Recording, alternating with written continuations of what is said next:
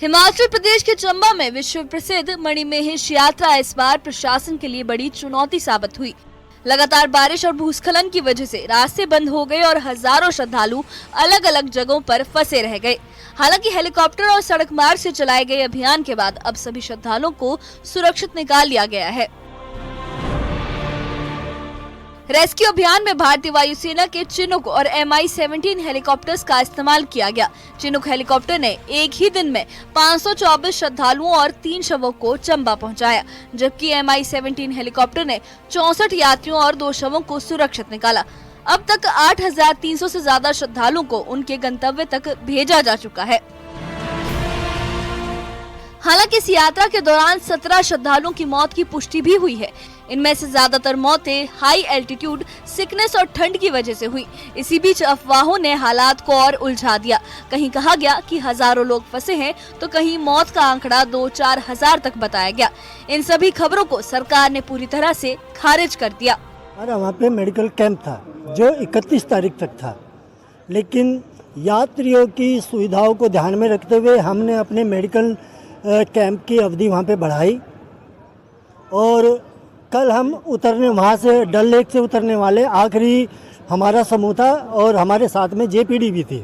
JPD एक लंगर लगाती है जो पठानकोट से है, वो हम कल उतरे हैं।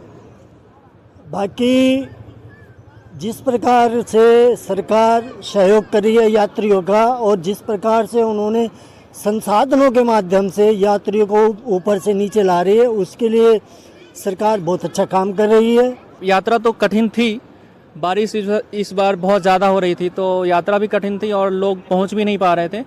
और एसडीआरएफ ने और एनडीआरएफ ने रेस्क्यू करा, अच्छा सहयोग रहा उसका और गवर्नमेंट का भी अच्छा सहयोग है। और गवर्नमेंट नीचे से हेली से नीचे ला रही है सब लोगों को और बस सेवा भी यहाँ दी है, तो गवर्नमेंट को मैं धन्यवाद देना चाहता हूँ। और हमारे साथ जेपीडी भंडारा भी आई है साथ में। ऊपर से डल लेक से हम लोग लास्ट हैं जो ऊपर से हम लोग आए हैं। हमारे बाद ऊपर कोई लोग नहीं बचे थे, सब लोग जब नीचे आ गए तब हम लोग वहाँ पे आए हैं। और हमारी मेडिकल सर्विस और जेपीडी भंडारा लास्ट तक चलता रहा। मैं जेपीडी भंडारे को भी तहे दिल से धन्यवाद देता हूँ और अपने सिग्मा हेल्थ केयर के भी। इन्होंने कुल मिलाकर आज 4 सॉर्टीज़ करी, जिसमें 2 मॉर्टल रिमेन्स जो अभी भी हमारे पास भरमौर में थे उनको यहाँ पे लाया गया। उसके अलावा 64 जो और लोग थे जो कि कल नहीं निकाल पाए थे हम लोग, उनको भी आज यहाँ पे लेकर आया। मैं हिमाचल सरकार का इस चीज़ के लिए बहुत बहुत धन्यवाद करता हूँ कि उन्होंने कल पूरे दिन हमारे पास 2 चॉपर्स अवेलेबल रहे और आज भी हमारी रिक्वायरमेंट के हिसाब से हमारे पास एयरफोर्स के माध्यम से हेलीकॉप्टर प्रोवाइड किया गया। एंड इसी के साथ अब जो रिपोर्ट भरमौर से आई है कि कोई भी बाहरी श्रद्धालु हमारे पास वहाँ पे अवेलेबल नहीं है।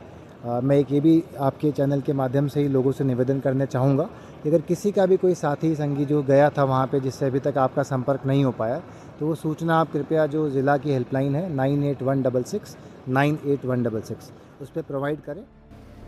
राजस्व मंत्री जगत सिंह नेगी ने भी माना कि इस बार कई जगह व्यवस्थाओं की कमी रही। उन्होंने कहा कि कुछ जगहों पर प्रशासन की मौजूदगी नहीं थी, जिससे दिक्कतें बढ़ी। अफवाहें फैलाने वालों पर सख्त कार्रवाई होनी चाहिए और भविष्य में यात्रा को सुरक्षित बनाने के लिए नए नियम लागू किए जाएंगे। तो यात्राओं में बहुत सारे जो हमें करने चाहिए सुरक्षित के लिए भी, सुगम करने के लिए, उसके ऊपर हमें दोबारा से सोचना पड़ेगा। किस तरह से इसको और ज़्यादा सुरक्षित किया जाए, किस तरह से इसको और ज़्यादा सुगम बनाया जाए, ये जो है भविष्य में जो कमियां रह गई है उसको ठीक किया जाना है। अब जबकि रेस्क्यू अभियान खत्म हो चुका है, श्रद्धालुओं को सुरक्षित पहुंचाने में सेना, एनडीआरएफ, लंगर समितियों और स्थानीय पंचायतों ने अहम भूमिका निभाई। सरकार ने साफ किया कि भविष्य में यात्रा को और व्यवस्थित और सुरक्षित बनाया जाएगा, ताकि आस्था का ये सफर किसी आपदा में न बदल सके। Bureau report, news 18।